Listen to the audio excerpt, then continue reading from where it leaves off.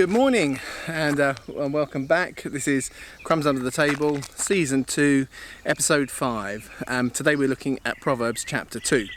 But some of you will remember, as we were walking, starting off the other day, that we'd had that tragedy of a fallen tree. But obviously the farmer who actually owns this land has been very quick in his response. And as I kind of turn around here, there you go, you can just see it behind me. It's all been cleared away. That should be a metaphor for something, but I can't think what. Anyway, let's keep going. I think there's going to be quite a few folks out this morning because it's a weekend morning, so I'm going to try a few slightly out of the way spots for this morning's recording. Okay, dog, should we head to the gravel pit? Who wants to go to the gravel pit? Okay, let's do that. Okay, so the gravel pit, which we take this little path down here, you'll notice it's the first thing that you can turn off to, the first place you can turn off to. As we start our walk from down this direction, we got the first stream we kind of sometimes go down to. Haven't done it actually, I think, really on this on film so far for season 2 of Crumbs Under the Table. But we head down here. Not so many people go down there. Because it doesn't go anywhere. So we'll have a look. It'll be a good place to perhaps read the scripture verses this morning with no interruptions.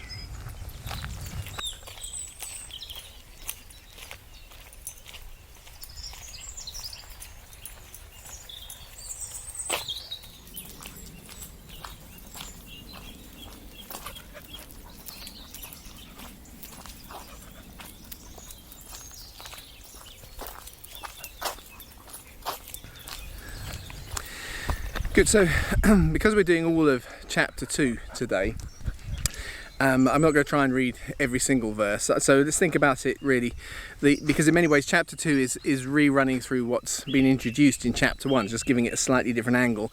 That's a very kind of ancient or Hebrew way of writing. It's actually something really useful sometimes to get our head around when you're reading the Bible generally. Often the Bible kind of sets up a passage and then it goes through the same material but it kind of expanded. And we tend to think in our linear way of thinking, which is the Western world way of thinking. We think, well, these things happened, little short things, and then this bigger thing happened. And we've cast it in those ways. If you're harmonising the Gospels, for instance, it's really important to get hold of this principle. So, for instance, the beginning of just before the Sermon on the Mount, Matthew's kind of given a summary of Jesus' ministry, about going up into Syria and all over the place, and Jesus becoming really popularly famous. And then he kind of steps back and we get the Sermon on the Mount, and then we start Jesus' ministry in a much more mundane and low-key way. He hasn't been to Syria at this point, but in our heads we think he already has. We already think he's got this enormous following. And so we miss the sense of the growth of the story. So that's got nothing to do with the book of Proverbs, but it's just introducing this kind of way. So chapter 1 has said something and chapter 2 is going to say it again. And so we get the same themes. Fear of the Lord is the kind of framework, although I'm not sure the phrase actually appears in there. But we get the strange woman who we encountered in Proverbs 1, that the young man is being warned off against. Wisdom is presented again in the feminine. She's not actually been called a specific woman at this stage, but she's been presented as a she. The young man is endured to kind of seek her and look for her. And there's a kind of the example of the way that wicked people live and what may happen for them. In their context and in their lives if they live those ways, and it kind of finishes with a real encouragement therefore to choose the right way, choose the wise way.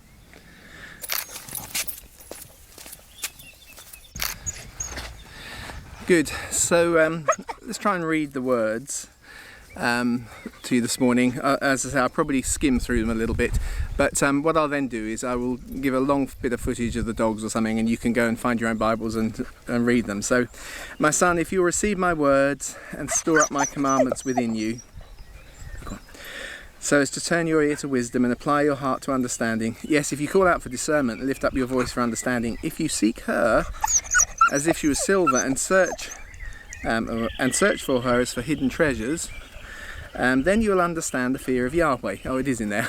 I just wasn't sure. And you'll find the knowledge of God. For Yahweh gives wisdom, out of his mouth comes knowledge and understanding.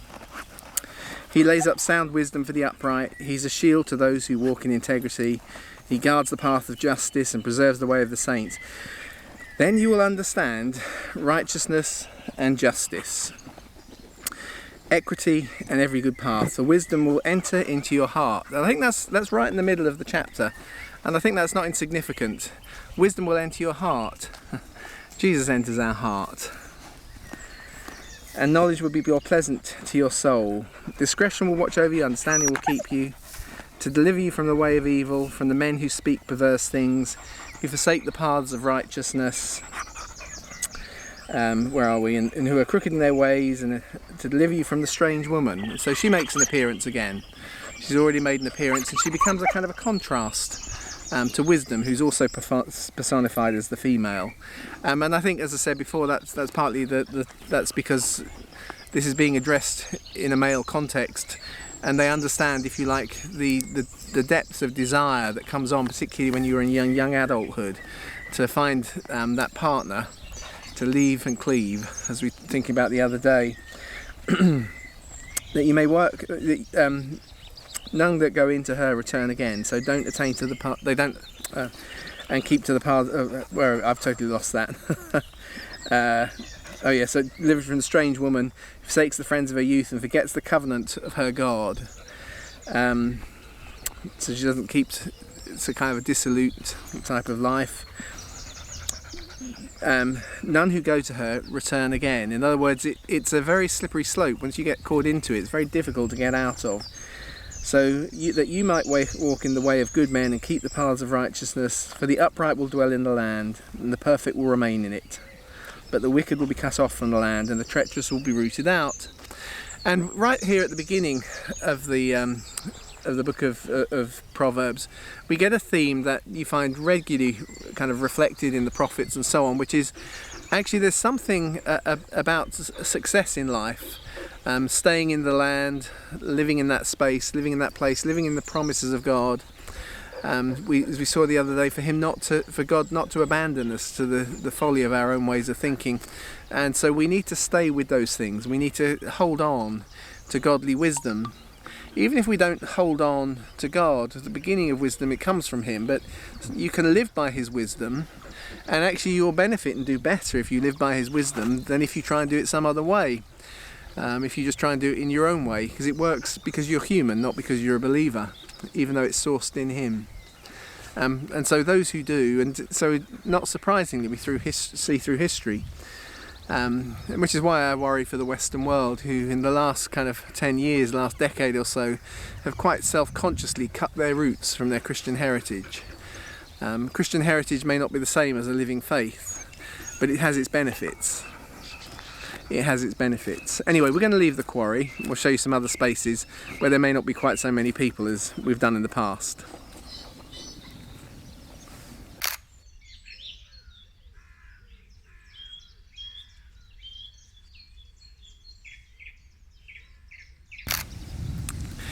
So we have actually been here before, just it looks slightly different because we come at it from a slightly different angle. We're actually at First Bridge, which you can sort of see there behind me, and we just walked along the side of the stream. There's not actually a path on this side of the stream, but because of flooding each year, there's a kind of a muddy track that nothing grows on, or the tractors don't come this far anyway. So you can actually kind of walk up and down this bit as long as you don't mind risking getting a bit of mud all over you. And I'm someone who'll suffer for my art, so I'll take that risk.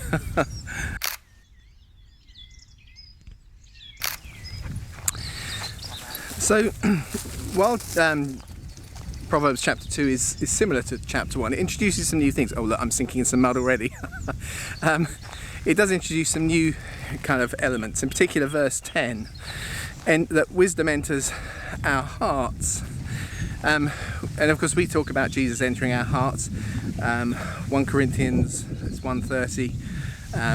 He became our wisdom for us. He became wisdom for us, as well as righteousness and so on. He became that thing. He's the. But actually, before we even get to, if you like, it entering our hearts, there's an important idea that's introduced in this, which is that God gives wisdom. And he does it by expressing out of his mouth. So he breathes and he speaks. His word and his breath kind of combined, those two images become wisdom. And that's an important concept. It lays the foundation for the beginning to understand God not such as a sort of a monolithic thing.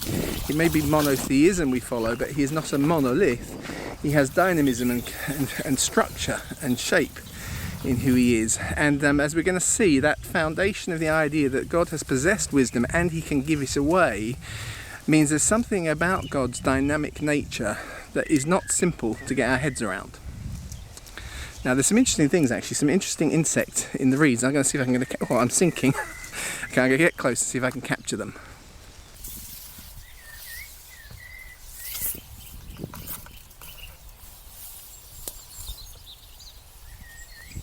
Result!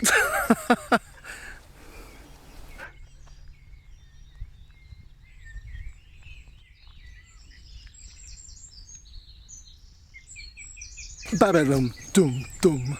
Another one bites the dust.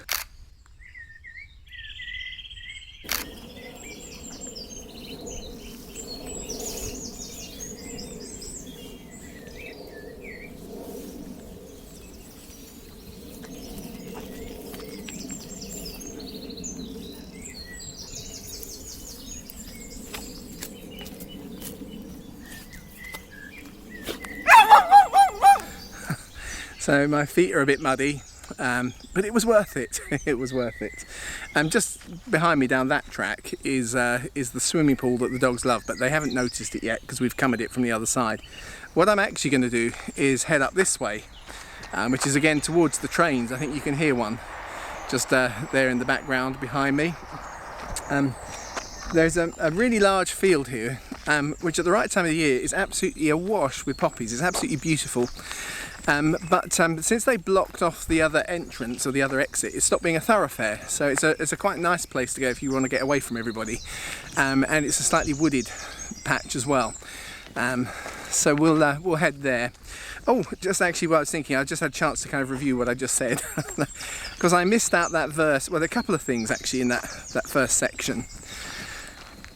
You can't help seeing the parallels between when Jesus tells the parable about the man who finds a treasure in a field, or the merchant who finds a pearl, and that kind of thinking, which is kind of embodied now in the rabbinic thinking, who have kind of idolized the book of Proverbs, of course. I mean that in the right way, not in a totally negative way, but kind of in a slightly, they've somehow, in doing so, we sometimes miss the point. But they've taken on board that idea that the pursuit of wisdom is so key, and it's really precious, more precious than silver. And we had that idea, seek her like you were for silver, as if she was silver. And so it's interesting again that in the New Testament, Colossians 3:15, actually says Jesus talks about he's more precious than jewels or corals. It's picking up the idea. It may not be exact reference to that verse or anything, but it's the idea that's got into thinking that there's something about the pursuit of wisdom which requires us to kind of come into a proper acknowledgement and understanding of who God is. It's a good thing to do, and it's super precious. It's really valuable, and so the book of Colossians is kind of picking up that theme when it says he's more precious than, he's worth more than jewels or corals. It's the same words, just translated differently in different people by different people. Anyway, need to just run through the rest of the flow of the book. So I'm just going not the book of this chapter. So what I'm sneakily going to do is I'm going to turn my camera off, just quickly review the verses I haven't talked about yet.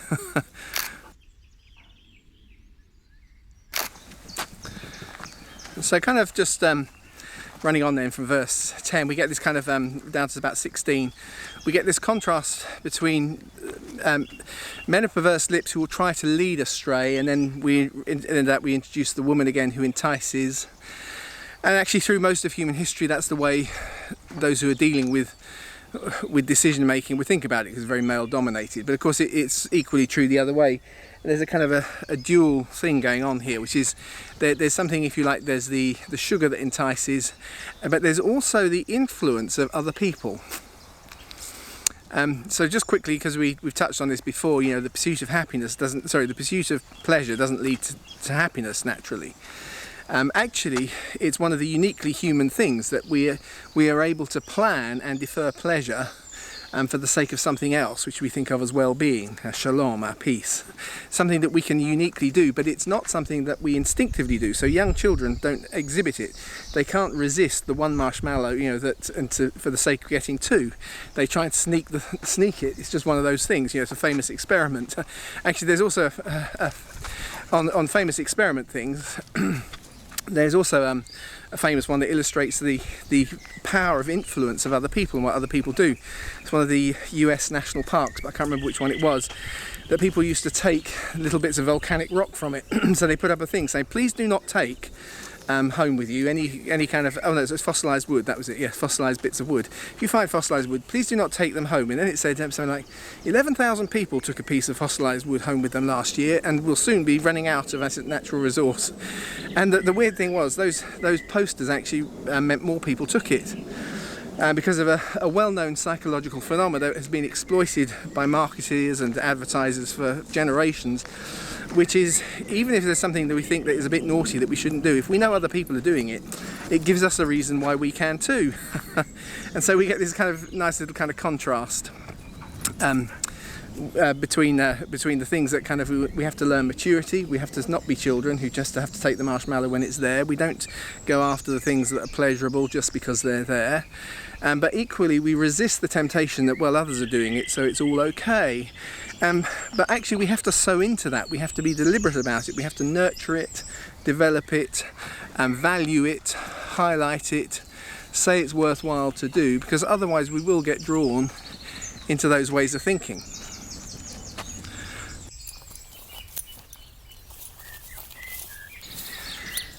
So we're kind of coming to the last.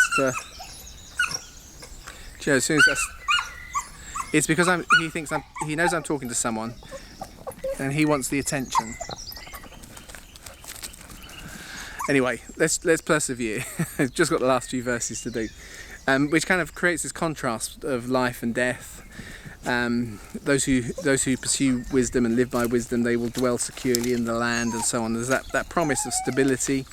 And of course, it's not a universal thing. You can be a good and righteous person and bad things still happen to you.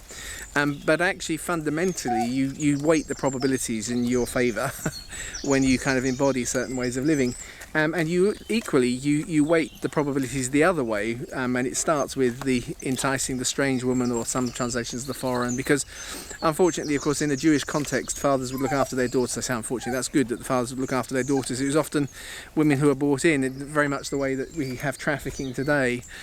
And actually, it's a lifestyle that as you get drawn into it, it may not seem like it at the first step, but as it goes on in the end of this chapter, that her ways lead to the paths of the dead, I think it is. That's the phrase. I'm trying to do it from memory. And that is there as that kind of contrast between if you try and embody and live by wisdom that you've been seeking, and it's a fear of the Lord, but you didn't have that to start with, but you cried out for wisdom and he gives it to you and it embodies you, it comes in and lives in your heart, and you start to live life in reflection. And I think about my own kind of Christian life, and it goes up and down in terms of what I think of, and I value and judge my commitment and enthusiasm to the Lord in different ways at different seasons. But there's something that you can never lose. You just can't, it's there, which is once it's embodied in you, once it's got into your heart, it would take an awful act of the will, if possible at all, to try and exercise it, because something has become a part of who you are. Because it comes to opening ourselves. So what comes first, fear of the Lord or the wisdom? Or does the wisdom, well, actually different people, it's different ways, and that's the passages we've just looked at. Chapters 1 and 2, does it start with fear of the Lord? Or if you haven't got that, if you ask for wisdom and you receive wisdom, then actually that teaches you fear of the Lord. That's what we just read today. And all of that kind of adds up to what Aristotle called the good life, which has nothing to do with the BBC sitcom. The good life, a life well lived. And regardless of eternity, there are really good things in this life that we can get hold of, but we do so by living with wisdom, because we've got loads of other chapters to do. I'm just going to let the dogs have a proper explore and see what's around here and play in the mud. And then what we're going to do is I'm going to go back via the swimming pool, let them have a swim, so we'll do that. And then I'll finish with a prayer, and that will be up that will be done for the day.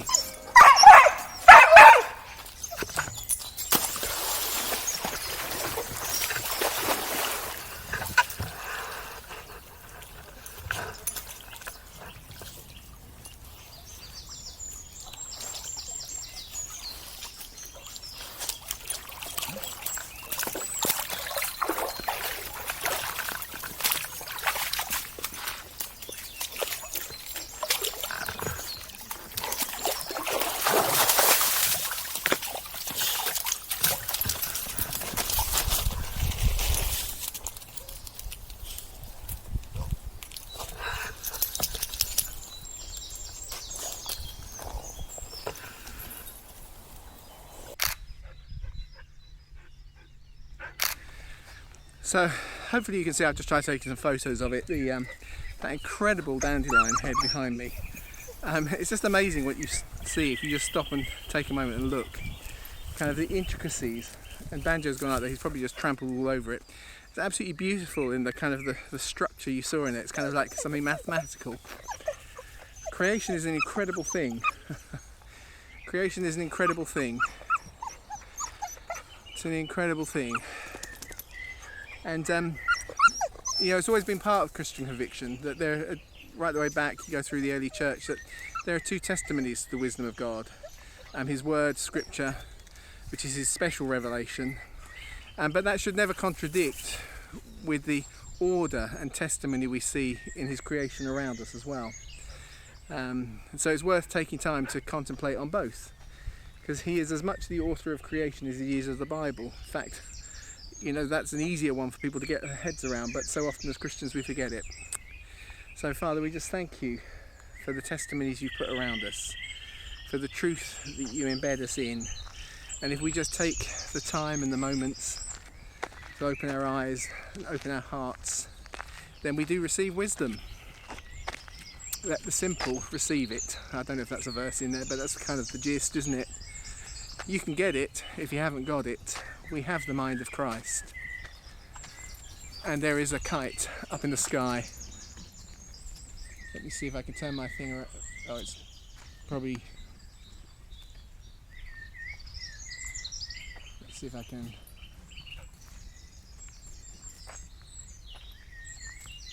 Well, I can't tell on my tiny little screen whether I caught him or not. In fact, you probably didn't hear that because I have to turn it round. My microphone's pointing at me. So I don't know whether I caught the kite on camera or not. But we'll leave it there, and I'll see you next time when we're moving into Proverbs chapter 3. See you then. Bye.